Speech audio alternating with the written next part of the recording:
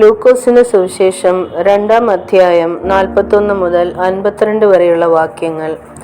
അവന്റെ അമ്മയപ്പന്മാർ ആണ്ടുതോറും പെസഹ പെരുന്നാളിന് യെരുശലേമിലേക്ക് പോകും. അവന് 12 വയസ്സായപ്പോൾ അവർ പതിവ് പോലെ പെരുന്നാളിന് പോയി.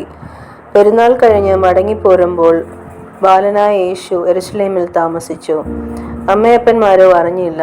സഹയാത്രക്കാരുടെ കൂട്ടത്തിൽ ഉണ്ടായിരിക്കും എന്നവർ ഊഹിച്ചിട്ട് ഒരു ദിവസത്തെ വഴി പോന്നു.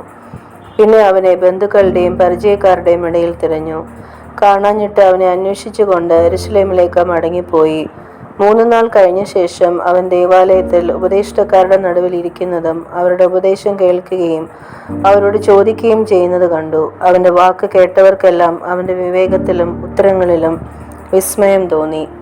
അവനെ കണ്ടിട്ട് അവർ അതിശയിച്ചു. അമ്മ അവനോട്, മകനെ, ഞങ്ങളോട് ഇങ്ങനെ ചെയ്തതെന്ത്?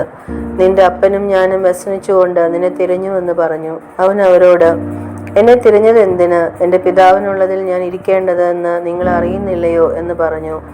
അവൻ തങ്ങളോട് പറഞ്ഞ വാക്ക് അവർ ഗ്രഹിച്ചില്ല. പിന്നെ അവൻ അവരോടുകൂടെ ഇറങ്ങി നസ്രയത്തിൽ വന്ന് അവർക്ക് കീഴടങ്ങിയിരുന്നു. ഈ കാര്യങ്ങളെല്ലാം അവൻ്റെ അമ്മ ഹൃദയത്തിൽ സംഗ്രഹിച്ചു. യേശുവോ ജ്ഞാനത്തിലും വളർച്ചയിലും ദൈവത്തിൻ്റെയും മനുഷ്യരുടെയും കൃപയിലും മുതിർന്നു വന്നു.